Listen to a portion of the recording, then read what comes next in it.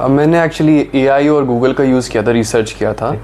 और टॉप 5 में जो उन्होंने रैंक किया जब चैट जीपीटी ने और इन सब चीज़ों ने, तो राइनो के लिए सबसे बेस्ट आप ही का नाम आया था sir. Hi friends, fracture nasal bone and nasal bone injury is a very common problem बहुत बार, लेकिन हमें पता नहीं होता उसका आइडियल क्या ट्रीटमेंट होता है एंड बहुत बार क्या है उसको एक डिफॉर्मिटी डेवलप हो जाती है। सो इसी जर्नी में मेरे साथ सारस्वत जी हैं, उनको भी कुछ ऐसा ही था। सो वो बताएंगे अपनी जर्नी कैसी रही, क्योंकि बिकॉज उनको भी नेजल बोन इंजरी थी। So how is your feeling Saraswat ji, आप बताओगे?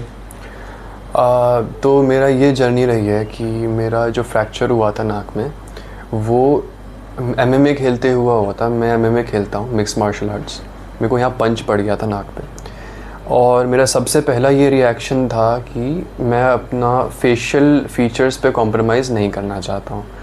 और मैंने रिसर्च शुरू करा कि किस तरीके से सर्जरी, कौन सी सर्जरी करवाता हूँ, कौन बेस्ट डॉक्टर रहेगा। तो सब सर का नाम आया था इसमें।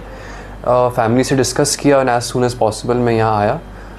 प्रोसीजर 1 से 2 दिन के अंदर हो गया। मेरा दूसरे दिन पे प्रोसीजर कंप्लीट हो गया था, और तीसरे दिन मेरे को फ्री भी कर दिया था, क्योंकि वो मेरा रिक्वेस्ट था, मेरे को जल्दी वापस जाना था।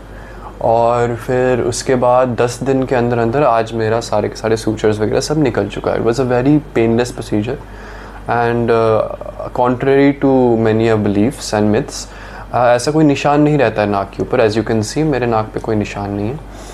Only you know there is only plus sides and benefits to rhinoplasty as I believe and septoplasty. And Saraswat ji, how you believe then that people have a lot of myth and tension? How you decide then मेरे को यहीं पे surgery करानी है like this? मैंने actually AI और Google का use किया था, रिसर्च किया था। और टॉप 5 में जो उन्होंने रैंक किया जब चैट जीपीटी ने और इन सब चीज़ों ने, तो राइनो के लिए सबसे बेस्ट आप ही का नाम आया था सर। तो मैंने राइनोप्लास्टी का तो मेरे को एजुकेटेड, वेल एजुकेटेड था ही मैं पहले से कि ऐसा कोई निशान आता नहीं है।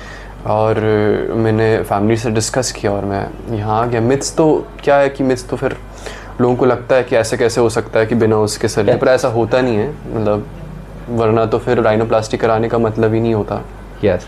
सो वन लास्ट क्वेश्चन आपसे, because people have a lot of myth कि जैसे अगर मैं सर्जरी कराऊंगा तो मेरे नोज़ पे सबसे इम्पोर्टेंट बड़ा सारा एक निशान आ जाएगा। सो ये लोगों को जो मिथ है, क्या उनको आप अपना मैसेज देना चाहोगे? मैं ये मैसेज देना चाहूँगा कि राइनोप्लास्टी एस्थेटिक पर्पसेस के लिए ही मेनली इन्वेंटेड था, और वो सर्जरी जो एस्थेटिक पर्पसेस को ही डिमोलिश कर दे, वो फिर उसका कोई फ़ायदा ही नहीं हुआ।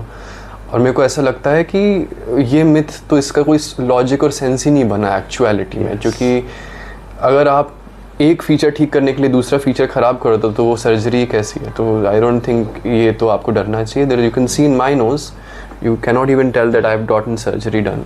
Yeah, perfect. So the friends is very good thing कि राइनोप्लास्टी जब हम करते हैं बेसिकली, एंड जब आपको नोज़ पे कोई भी इंजरी होती है तो आपको टाइमली उसका management, that is very important. बहुत बार क्या है कि मैंने देखा है कि there are so many cricket ball injury है, हल्का सा रोड ट्रैफिक एक्सीडेंट पे नोज़ बोन का जब फ्रैक्चर हो जाता है तो the people denying to correction of that, and then later they develop the deformity of the nose.